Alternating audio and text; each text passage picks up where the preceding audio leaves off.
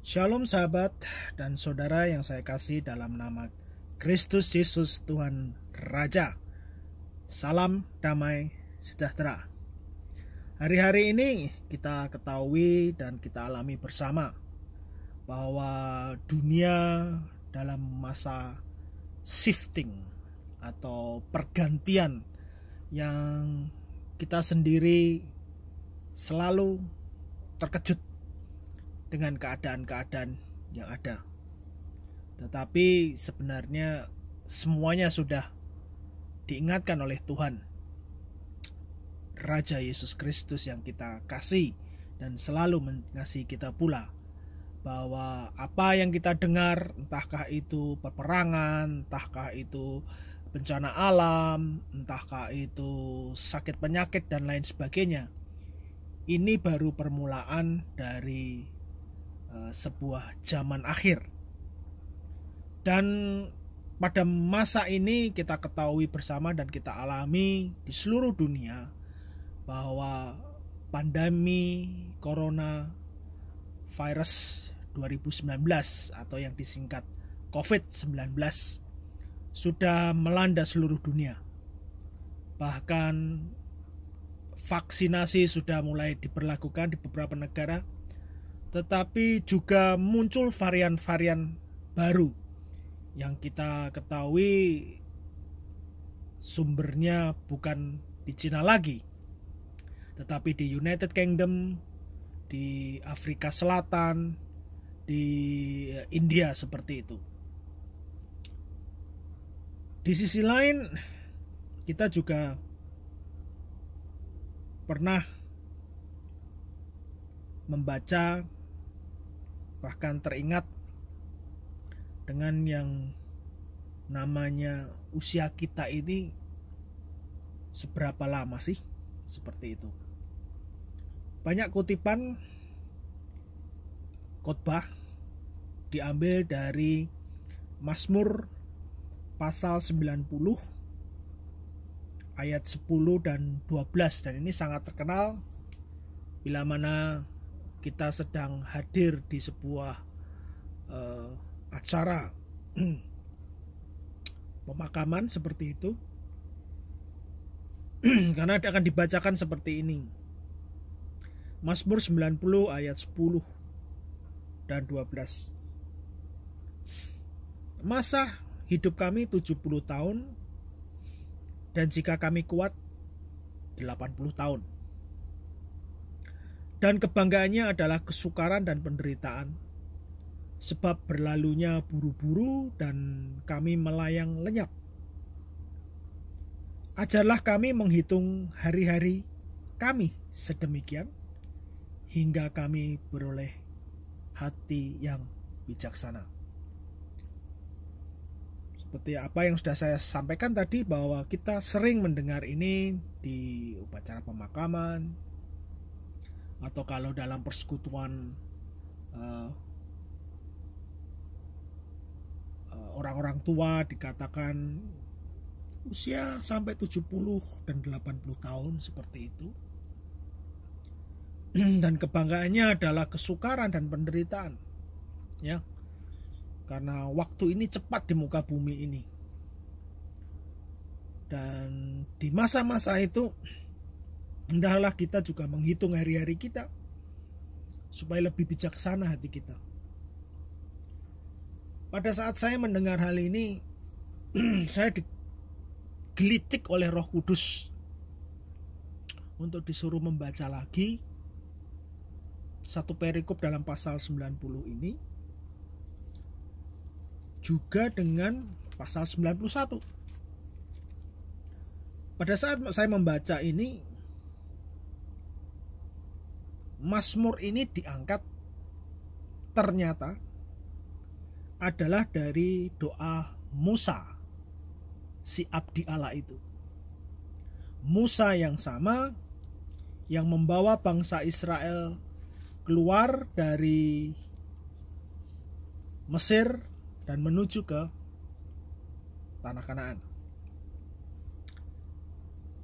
Karena ini adalah doa Musa abdi Allah, dan kalau kita melihat itu di ayat 1 sampai 17 pada pasal 90, dan pasal 91 ayat 1 sampai dengan 16 ternyata berkesinambungan. Jadi saya merasa mendapatkan hikmat di sana, dan saya akan bacakan bagi kita semua.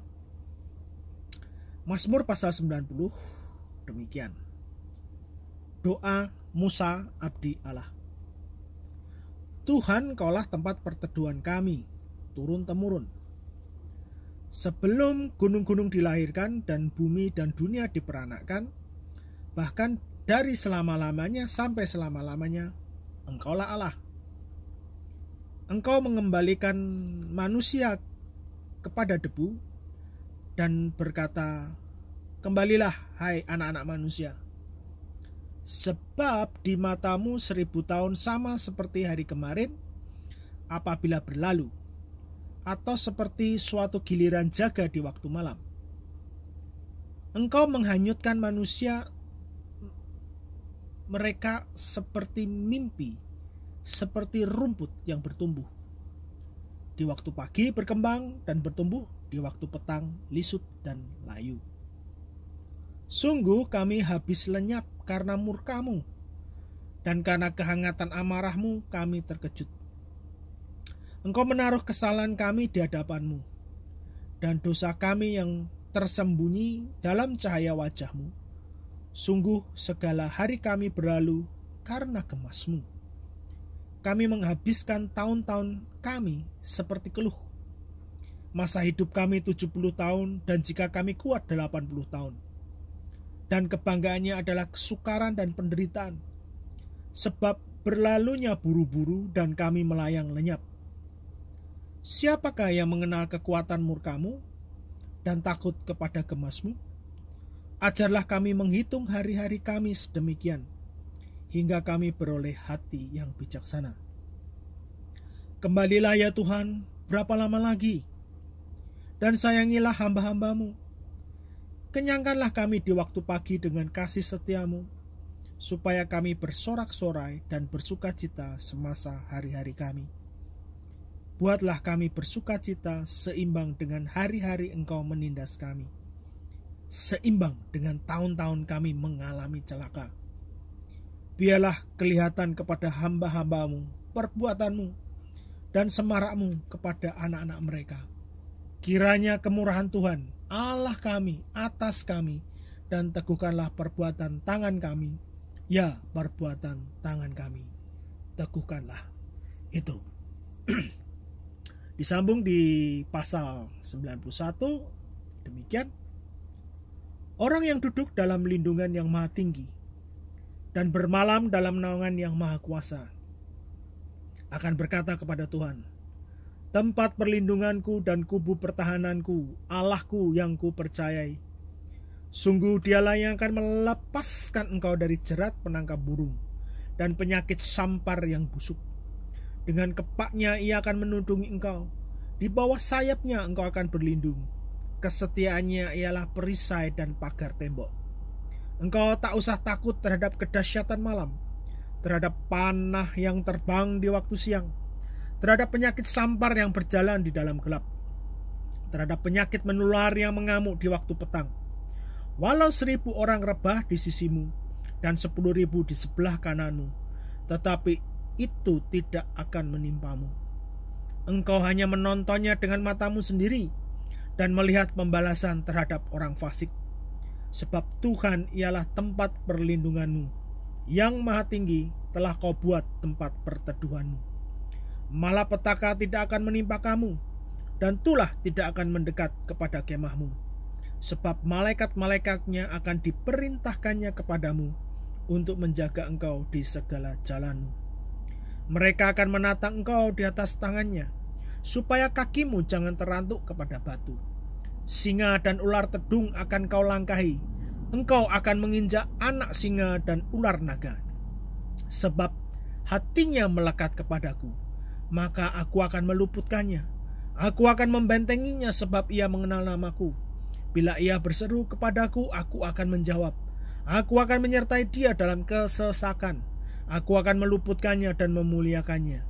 Dengan panjang umur akan kukenyangkan dia dan akan kuperlihatkan kepadanya keselamatan daripadaku. Dari dua pasal ini, pasal 90 dan pasal 91, dan kembali tadi di ayat yang sering kita dengar di ayat 10 dan ayat 12 di pasal 90. Apa yang membuat Roh Kudus itu menggelitik hati saya adalah ini doa Musa abdi Allah. Dimulai dengan pencarian referensi pada usia berapa sebenarnya Musa itu meninggalkan dunia atau pulang ke rumah Bapa. Pada usia 40 tahun, saat itu Musa masih menjadi pangeran, salah satu pembesar di Mesir. Dia tergerak untuk berkunjung ke saudara-saudaranya bangsa Israel itu pada usia 40 tahun. Pada usia 40 tahun. Dan kemudian kita tahu peristiwanya, dia mendapati seorang mandor yang memukuli pekerja paksa dari bangsanya sendiri, bangsa Israel. Musa tidak terima, dibunuhlah mandor Mesir itu. Yang semula ditutupi, tapi ternyata itu tersebar beritanya. Pada usia 40 itu Musa melarikan diri dari Mesir dan sampai ke Midian. Di sanalah dari seorang pangeran, seorang pembesar Mesir, dia menjadi gembala domba di Midian selama 40 tahun. Jadi kita bisa menghitung 40 tahun ditambah 40 tahun di Midian, sehingga usia dia 80 tahun kurang lebih. Di usia kurang lebih 80 tahun ini, baru kemudian dia ditemui oleh Tuhan di semak belukar berapi itu, yang mana apinya tidak menghanguskan atau tidak membakar dari semak belukar itu. Kita tahu peristiwanya, ada diling di sana, pembicaraan Tuhan dengan Musa. Dan kemudian Musa berangkat kembali ke Mesir, dan dia bersama dengan kakaknya bernama Harun yang saat itu berusia 83 tahun. Jadi kita bisa membayangkan dua, dalam tanda petik, kakek. Yang satu bernama Musa, yang satu bernama Harun, berangkat ke Mesir, ketemu dengan bangsa Israel yang menjadi pekerja paksa di sana, dan ketemu dengan bangsa Mesir yang dipimpin oleh Firaun, dan kita tahu peristiwanya di sana. Usia mereka 80 tahun untuk Musa dan 83 tahun untuk Harun. Ada peristiwa itu, dan kemudian mereka keluar membawa bangsa Israel lepas dari Firaun sekitar usia itu juga. Perjalanan dari Mesir ke Israel dihitung dengan waktu sebenarnya dekat, kurang lebih 11 hari, begitulah. Tetapi karena ketidaktaatan bangsa Israel, akhirnya membuat Tuhan marah, sehingga bangsa Israel tidak boleh masuk tanah Kanaan pada saat itu juga, karena ketidakpercayaan mereka, karena lebih percaya 10 pengintai yang tidak percaya dibandingkan 2 orang pengintai yang namanya Yosua dan Kaleb. Akhirnya berputar-putar, dibawa berputar oleh Tuhan selama 40 tahun. Jadi kita bisa bayangkan usia Harun 83, usia Musa 80 tahun, dan kurang lebih usia Yosua, hambanya Musa, itu kurang lebih usia 38 sampai 40 tahun. Jadi, kalau ditambah lagi 40 tahun berkeliling di padang gurun sebelum masuk tanah Kanaan, usia Musa menjadi berapa? 40 tahun di Mesir, ya, kemudian 40 tahun di Midian, berarti 80 tahun, kemudian ditambah lagi 40 tahun, berarti menjadi usianya kurang lebih 120 tahun. Saat ada di perbatasan sebelum masuk ke tanah Kanaan, Musa tidak boleh masuk. 120 tahun usia Musa waktu itu. Dan usia Yosua kurang lebih adalah 40 tahun. Oh, maaf, bukan 40 tahun ya, 80 tahun ya. Karena 40 tahun dia harus ngikutin juga berkeliling kan, bersama dengan Kaleb, dengan bangsanya. Tetapi banyak dari bangsa Israel sengsara mati di padang gurun selama 40 tahun itu karena ketidakpercayaan mereka, karena kedegilan hati mereka, karena pemberontakan mereka kepada Tuhan. Generasi pertama lenyap, generasi kedua sebagian lenyap, hanya generasi baru aja, generasi ketiga kurang lebih, bersama dengan Yosua dan Kaleb masuk ke tanah Kanaan. Yang lain habis di padang gurun pada usia-usia tidak sampai 80 tahun, 70-80. Karena itulah kalau kita kembali di pasal 90 ayat 10, masa hidup kami 70 tahun dan jika kami kuat 80 tahun dan kebanggaannya adalah kesukaran dan penderitaan, sebab berlalunya buru-buru dan kami melayang lenyap. Benar. Di padang gurunlah, dalam kegeraman dan murka Tuhan. Perhatikan di ayat 11. Siapakah yang mengenal kekuatan murkamu? Bangsa Israel mengenal murka Tuhan di padang gurun itu. Masihkah saudara dan sahabat ingat pada saat di Gunung Sinai itu belum berkeliling 40 tahun loh, baru di Gunung Sinai saja itu mereka sudah membuat lembu emas tuangan untuk disembah. Menyakiti hati Tuhan, membuat Tuhan gemas, membuat Tuhan murka, sehingga apa? Banyak yang mati. Sampai 70 tahun, ya syukurlah. Apalagi sampai 80 tahun. Jadi kebanggaannya apa? Kesukaran dan penderitaan. Di mana? Di padang gurun.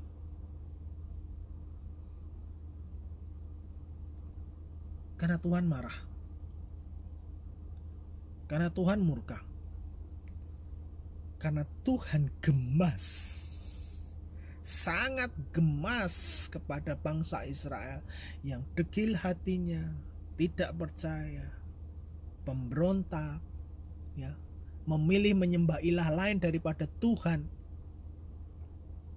Yang notabene Tuhan itu sudah menyatakan mujizatnya berkali-kali. Sejak di Mesir berkali-kali dengan tulah-tulahnya yang ditujukan kepada Mesir. Menyeberang laut Tebrau,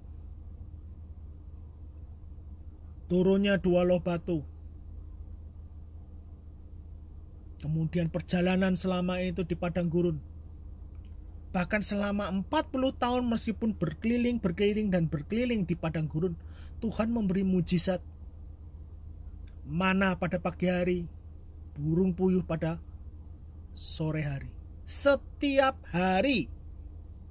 Selama kurang lebih 40 tahun, bayangkan.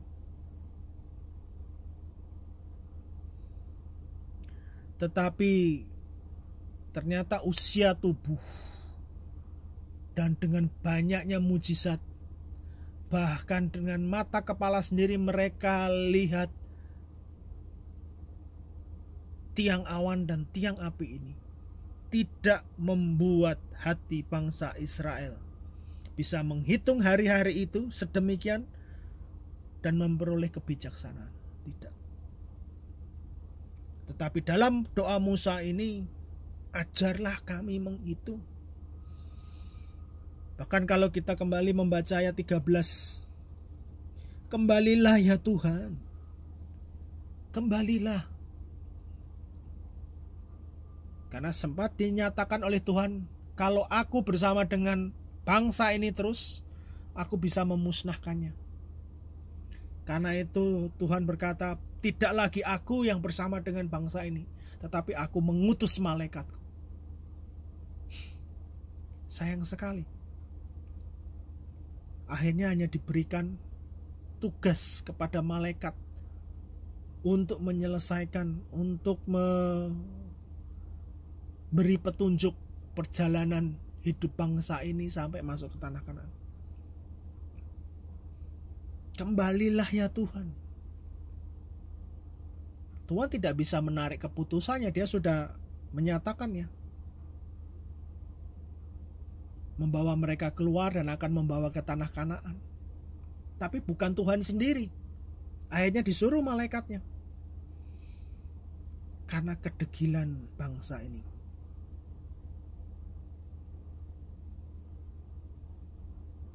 Kalau kita kembali lanjut ayat 14. Kenyangkanlah kami di waktu pagi dengan kasih setiamu, supaya kami bersorak-sorai dan bersukacita semasa hari-hari kami. Ya, hari-harinya sukar, menderita di padang gurun. Hanya kasih setia Tuhan aja.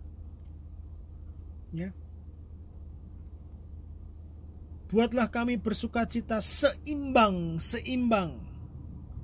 dengan hari-hari Engkau menindas kami, seimbang dengan tahun-tahun kami mengalami celaka. Wow.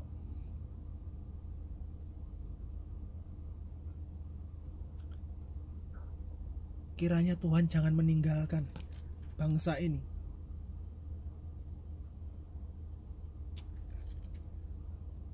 Itulah yang terjadi. Jadi masa hidup manusia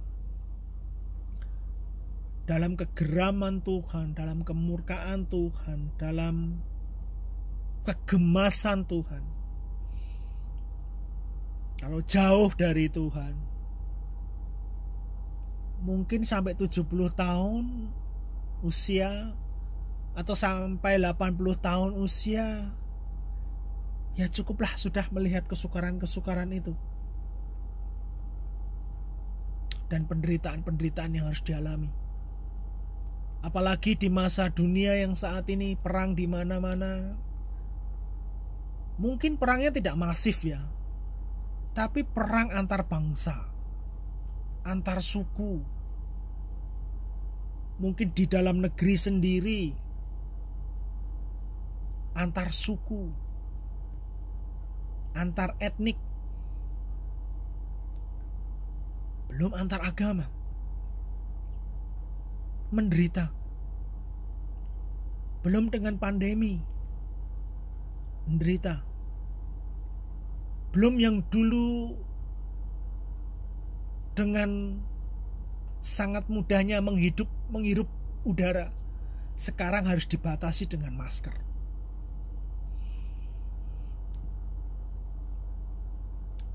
Ke tempat yang satu, ke tempat yang lain harus dites dulu antigen, reaktif apakah terpapar COVID atau tidak, atau virus atau yang lain, penyakit yang lain. Mau masuk ke restoran atau ke tempat-tempat tertentu harus tes temperatur dulu. Bahkan ke depan ada isu bahwa kalau kita berpergian ke antar negara, selain kita memiliki paspor kewarganegaraan kita, negara tertentu, akan dikeluarkan satu paspor lagi, yaitu paspor yang menyatakan apakah kita sudah divaksinasi atau tidak. Bahkan ada sejarahnya. Kita pernah mengalami sakit apa, kita pernah divaksinasi apa, semuanya tertulis di sana.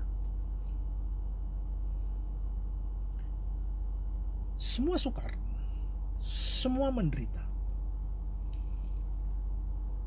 Ada orang yang tidak mau untuk sampai usia tua dalam kondisi seperti ini. Kecuali ada orang-orang yang maunya, saya ingin panjang umur. Ya mungkin mereka karena hidup dalam kemakmuran, kekayaan, tanpa ada masalah dan lain sebagainya. Tapi itu adalah ideal. Tetapi dalam situasi kondisi seperti ini, apakah ideal? Bukan, ini kenyataan. Lalu bagaimana? Kembali kalau ke pasal 90 tadi, kita melihat ini adalah doa Musa dan fakta di mana Musa ditunjuk Tuhan untuk membawa bangsa Israel ini keluar dari perbudakan menuju pada tanah pembebasan, tanah perjanjian, yaitu Kanaan. Tetapi selama perjalanan banyak yang mati dalam kesukaran dan penderitaan karena kedegilan hati mereka. Tidak ada harapan. Tapi Musa mengerti benar bahwa di dalam Tuhan, sebenarnya di dalam Tuhan itu berbeda. Karena itulah tadi kita baca di pasal 91 ayat 1 sampai dengan 16. Jelas sekali kalau ada di dalam Tuhan, apa yang dinyatakan itu sangat berbeda dengan di pasal sebelumnya, yaitu pasal 90. Bagaimana kita dinaungi oleh Tuhan. Dia yang adalah tempat perlindungan, kubu pertahanan yang bisa dipercaya. Dia yang menjauhkan dari penyakit sampar yang busuk, bahkan melepaskan dari jerat penangkap burung. Bahkan dengan sayapnya dia melindungi. Bahkan kesetiaannya seperti perisai dan pagar tembok. Di waktu malam gak perlu takut. Di waktu siang, panah-panah yang terbang dari musuh-musuh, tidak perlu takut. Tidak ada itu penyakit menular yang mengamuk.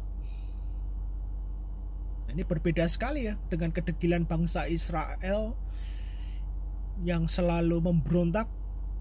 Kita pernah dengar peristiwa diserang ular yang begitu banyak. Tetapi Tuhan perintahkan untuk buat ular tembaga itu digantung di atas kayu. Dan itu adalah nubuatan tentang kesembuhan hanya di dalam Yesus Kristus Tuhan yang pernah disalib karena menanggung dosa kita. Ya.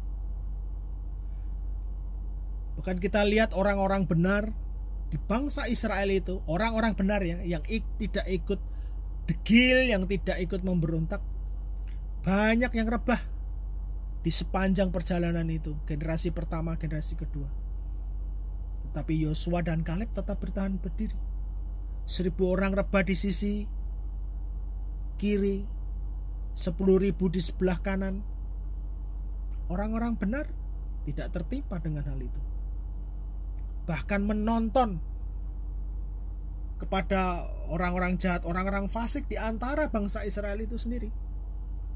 Nontonnya ya, lihat keadilan Tuhan.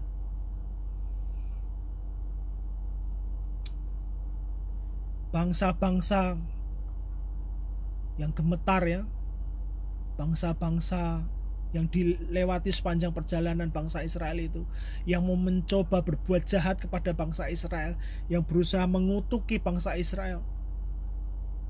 Malapetaka yang ingin didatangkan kepada mereka berbalik kepada bangsa-bangsa ini.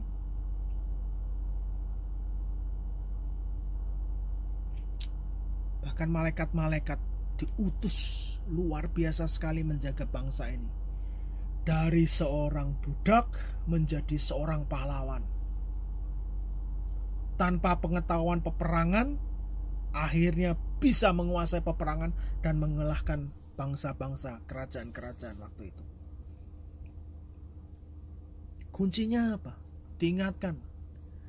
Ayat 14 sampai dengan 16. Sungguh hatinya melekat kepadaku, maka aku akan meluputkannya, aku akan membentenginya, sebab ia mengenal namaku.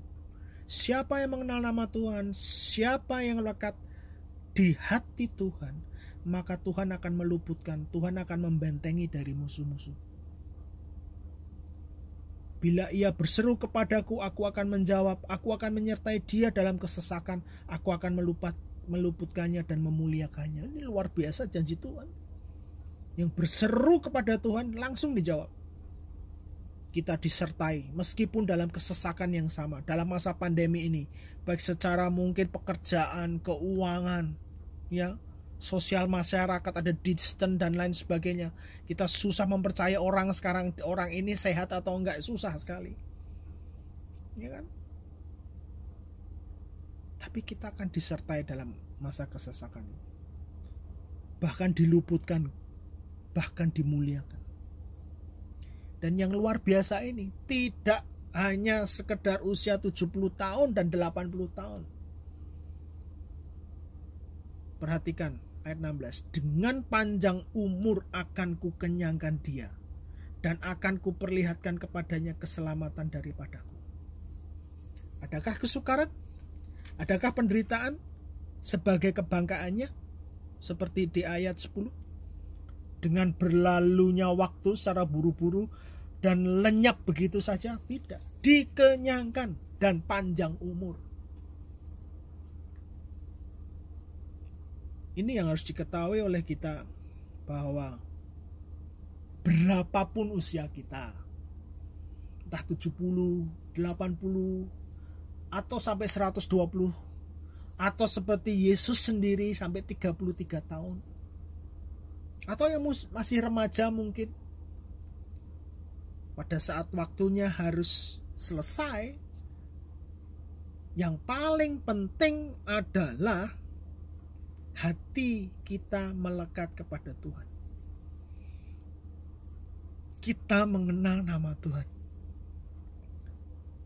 dan kita seperti janjinya, ya, disertai, diluputkan, dimuliakan, dijawab, bahkan dikenyangkan. Tidak cuma itu, tapi diperlihatkan tentang keselamatan yang daripada Tuhan. Luar biasa.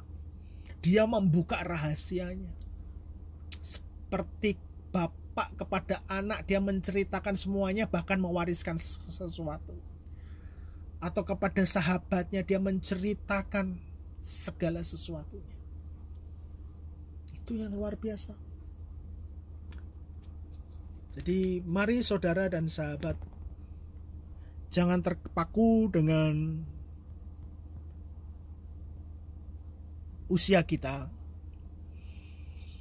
terpaku dengan fakta di sekeliling kita, terpaku dengan segala kesukaran dan penderitaan. Tidak. Tetapi mari kita terpaku dengan melekatnya hati kita dengan Dia, mengenal nama Dia, dan dekat-dekat dengan Dia selalu.